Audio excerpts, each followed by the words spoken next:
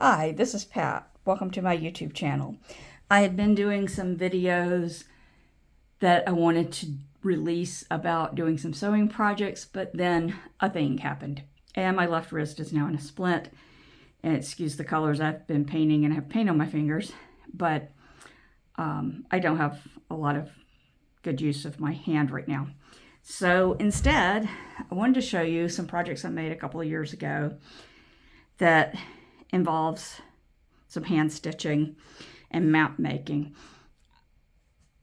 I made this fabric a few years ago. I was trying to do some sun printing with sun activated paint dye. And it was, put it on the fabric, put the paint down, put like leaves or other items down, put a piece of glass over it, set it in the sun until it dried. Well, I didn't get the prints I wanted. But the edges looked like this. And it just kind of seeped out from around the glass.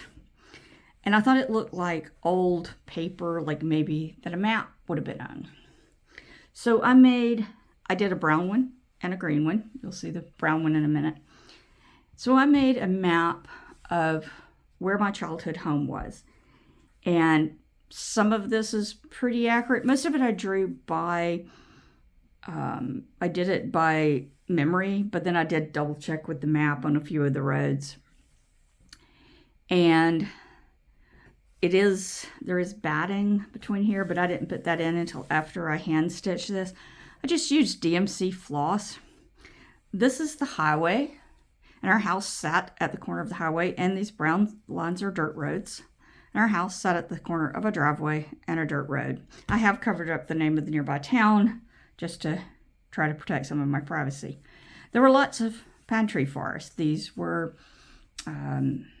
commercial forests where every 20 years they cut the pine trees down to sell, and then they plant new ones. But this is where I lived. And I think maybe there you can see a few little blue dots. The neighbors had a small pond for their cows. And so, like I said, I drew the main road. Then up here was another crossroad that went to bigger towns. Down here is where the nearest town was. It's about 3 or 4 miles away. Some of the main streets of it. Again, under this piece of pink paper is the name of the town. These white tracks are railroad tracks. Center of town is a train switching yard. Over here is another small man-made lake. You can see where paved roads turned into dirt roads. Now, these dirt roads are not accurate. They sort of are, they sort of aren't. And there's a lot more of them. But these are the ones that, oh yeah, this is the one that went by the house and it went this way. There were some that went this way. I even drove the little, I forget what that's called, but where it says north, south, east, and west. Here's where another main road was. Some other types of trees. Most of these, like I said, were pine trees, but I just did anything to indicate these are trees. So, this blue line is a large creek. I don't know that it qualifies as a river, but we called it a creek. And at points it was pretty wide. It did have bridges over it. And this, I lived there from the time I was 4 until I was 20. So all my formative years were at this house. And again, sometimes I used 2 strands of DMC floss. Here I may have used 6. And I didn't, and I just used whatever, I just stitched that as one big stitch. I have some ideas of doing this for some other areas. I want to do one that is a close-up of the small town. The town has maybe 2,000 people in it. So it is small. I have in plans that I want to do one that is of town that shows like where the school was located, a couple of the main churches, the main stores. There's not a lot in towns. There's even less now than when I lived there. But there's a main drag here that has most of the stores in it, and within a few blocks are the old school building, which is no longer a school, and the two big churches. There was a lot. There was, and there still are a lot of small churches. And where was the drugstore and the hardware store and the main gas station and the grocery store? So that's that one. So then I also wanted to do one close up of the yard of where I lived. And let me see if I can zoom out a little bit on this one so you can kind of get the whole picture. I know some of this is very small stitching, but I think you can see this is the house. This is the driveway. I have paper down here because I have the actual address here. My family no longer lives there, but I still don't want that information out there. Here's a mailbox. Our mailbox was down here by the road. And those are supposed to be pine trees. Let me zoom back in and I can tell you a little bit more about what I did on this one. Try to get my camera straight. Okay, so when my parents bought the house, it was a very small house, and that's this red stitching. That was the original house, and I'm going to do another video of a picture I did of the house, a fabric painting of the outside of the house. But that was approximately the layout of the original house. There was a carport here, which got closed in. This is a porch that was added. And then at a later date, my dad added more room here, of which some of this is living room and bedroom and a storage room, and then a porch across the front. So I did those in different colors. We had a lot of pine trees. This shows, that was a grassy area. This is a fence. The people behind us had what we called hog fence. It was a fence with large squares. Pigs couldn't get through it, but a cat or a small dog could. I used I forgot where I got these bits of metal. It may have been jewelry wire that I then stitched down to create the fence, and it had wooden fence post. This building was a workshop. This part of it was enclosed with a window, roof. It had electricity. It didn't have heat and air. And then this was a carport type area where my dad stored the lawnmower or tractor, whatever he owned at the time. We once had chickens over here in a chicken pen. Those are supposed to be chicken marks. We had a basketball goal. This is supposed to be what in the South we call scupnins or scuppernongs. They're like muscadines. They're a particular type of grape with a very thick skin. My dad had an arbor for a number of years there of scuppernins or scuppernongs.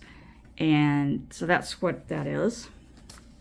One time for a year or so, we had beehives out here in this part of the yard. This was a cactus my dad planted. I think he planted it as kind of a barrier between us and the lady next door, the elderly lady who liked to walk across our yard a lot. So he planted that, and that was many years ago. And I suspect that thing is still out there because once it starts spreading, there's no stopping it. This was a big cedar tree we had. I think it started off as a Christmas tree and then got planted. And it's now gone. Years ago, it had to come down. More grass, more pine trees. Yeah, there's the little mailbox that was down by the road. This was the garden area for a number of years. Oh, this is the pump house. We lived out in the country, so you have your own well and pump, and the pump sat up above the ground, and there was a little lean-to shelter. It had roofing tiles on it to protect it from the weather, and I think my dad put a heat lamp in there he ran a heavy-duty extension cord across the yard to have a heat lamp to keep the pump warm when the weather was cold, so it didn't freeze. Again, what I ended up doing was, and you can see the lines here. These are made by that Sun Printing. And I don't remember which one I made first. But then when I realized what it was doing, I was like, oh, I like this. And I've made another one, but I haven't stitched on it yet. And I had a piece of glass. I think this is like 9 by 12. And I think the paint I used was called Seta color, S-E-T-A. I believe Dharma Trading Company carries it. Some other art supplies may carry it. And I put it on the, you wet the fabric, put the paint on there real wet. I put the glass down on it and let it sit out in the sun until it dries. And like I said, the sun activates the print. So, sorry, didn't mean to pull that up.